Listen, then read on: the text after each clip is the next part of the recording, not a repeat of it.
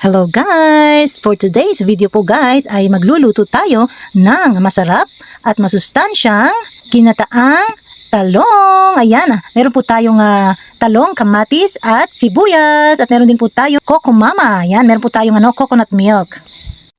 Tara, luto na po tayo! Let's go!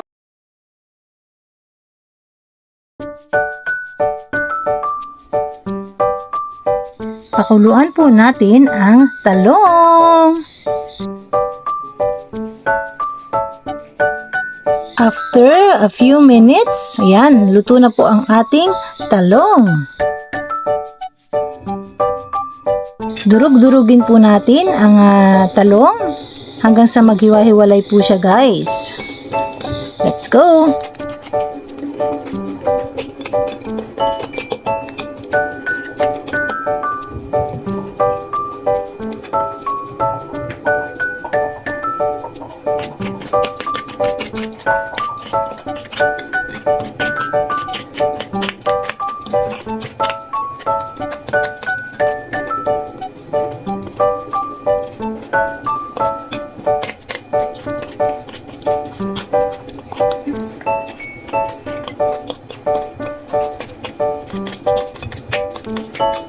At ito na po ang ating talong. Ready na po nating iluto.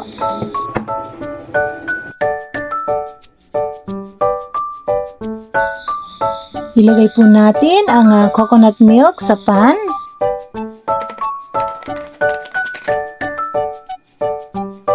At lagyan po natin ng garlic powder.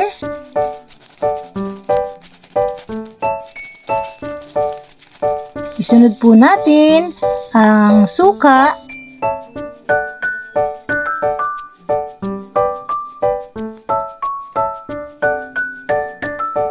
Ayan, at halu-haluin natin, guys. Para mag-blend po yung kanyang lasa ng vinegar at ang garlic powder. At isunod po natin ang asin. Para mas maging malasa po yung ating coconut milk. Ayan, at tinikman ko po siya.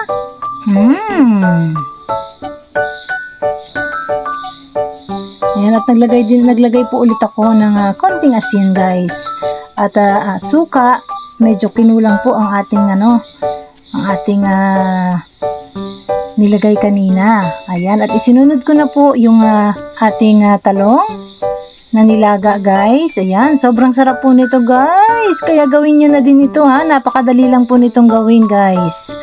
Yan, optional po. Pwede nyo pong yung sinugba, yung talong. Pero po mas madali po para sa akin yung nilaga ko po yung talong. Ayan. At pakuluan po natin yan. Mabilis lang po yan guys. Sobrang bilis lang po nitong lutuin guys. Wag niyo pong tutuyuin yung kanyang pinakasabaw guys. Yung tama lang.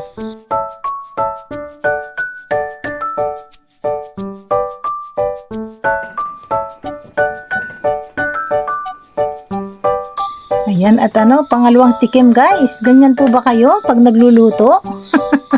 Tikim-tikim lang. Ayan, at isusunod ko na po yung aking yung kamatis guys. Yan, inilow fire ko na po yan guys. Nilow fire ko na po. Tapos, i-mix po natin yung ating sibuyas. Ayan, depende po sa inyo kung gusto nyo pong mas marami ang sibuyas.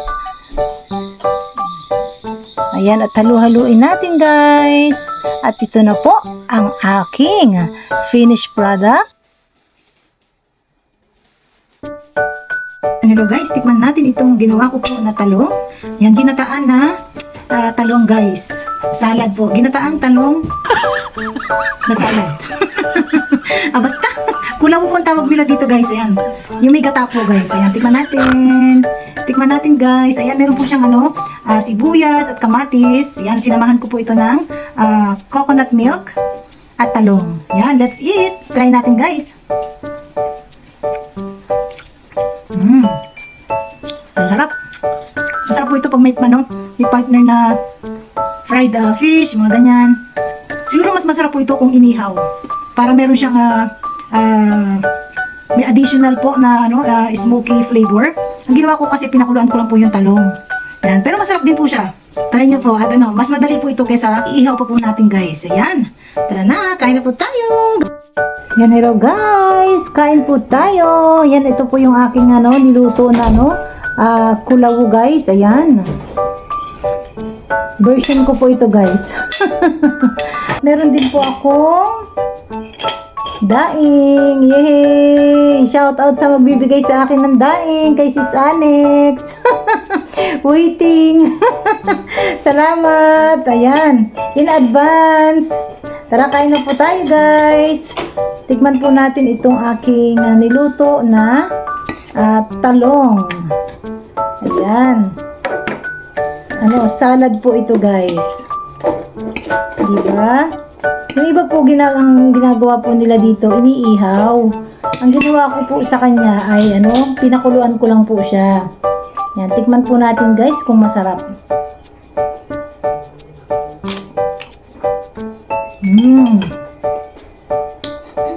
Lagyan ko po ng kalamansi guys. Yung talong natin.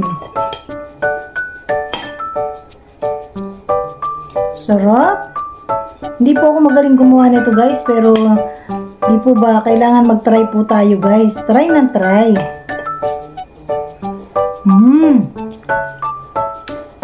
Harap. Tapos, meron po akong daing dito guys. Ayan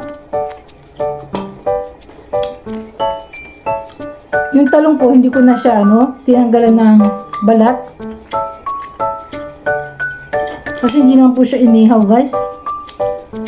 Yan, tapos mayroon siyang meron siyang kamatis at saka sibuyas guys.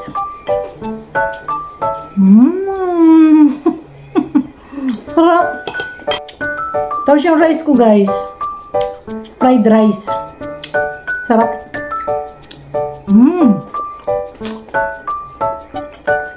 Sobrang sarap. Mas sumarap siya nung nilagyan ko siya ng kalamansi.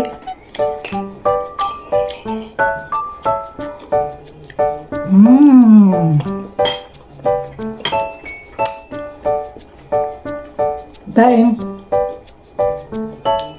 Sarap. Kayo guys, ano pong niluto nyo? Comment down below. Sarap sobra.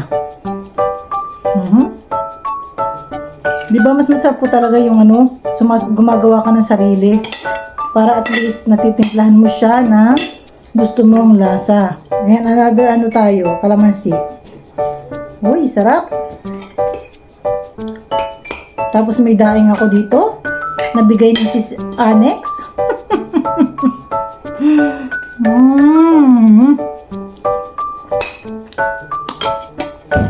Sarap. Yum yum. Parang nag-crave po ako ng ginataan na talong. Sarap.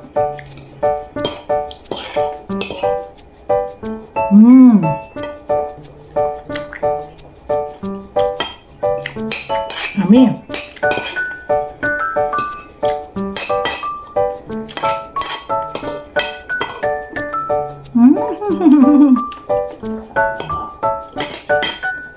Kapag yung kamatis at saka sibuyas sabay, sarap. Napakagandang combination.